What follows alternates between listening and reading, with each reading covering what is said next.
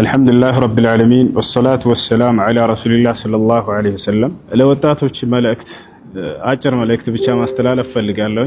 ነቢያቶች ዐለይሂሙ ሰላቱ ወሰላም የአላህ ሱብሓነሁ ወተዓላን መልእክት በምድር ላይ እንዲያደርሱ ተሰጥቷቸው በሚገባ መልኩ አድርሰው ኃላፊነታቸውን ተወጥተው ሂደዋል።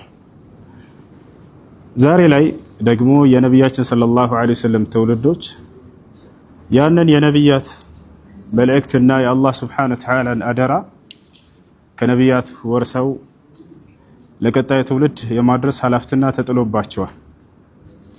አላህ ሱብሓነሁ ወተዓላ በቁርአን ላይ ምን ይላል? በሱራ አሊ ዒምራን ላይ ወልተኩን ሚንኩም ኡመቱን የድዑነ ኢለል ኸይር ወየእምሩነ ቢልማዕሩፍ ወየንሀውነ ዐኒል ሙንከር ወኡላኢከ ሁሙል ሙፍሊሑን ይላል።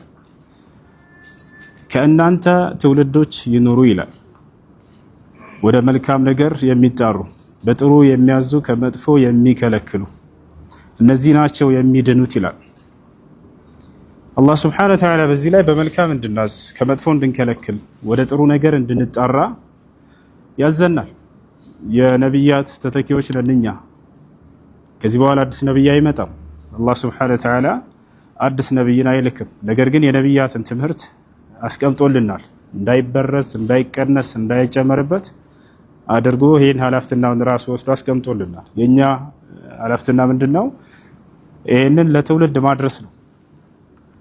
ነቢያችን ሰለላሁ ዐለይሂ ወሰለም ሐዲስ ላይ ኩልኩም ራዒን ወኩልኩም መስኡሉን አን ረዕየቲህ ብለዋል። ሁላችሁም ጠባቂዎች ናችሁ፣ ሁላችሁም ስለተጣለባችሁ ኃላፊነት ተጠያቂዎች ናችሁ ብለውናል። ስለዚህ ኃላፊነቱ በእኛ ላይ ነው። ይሄን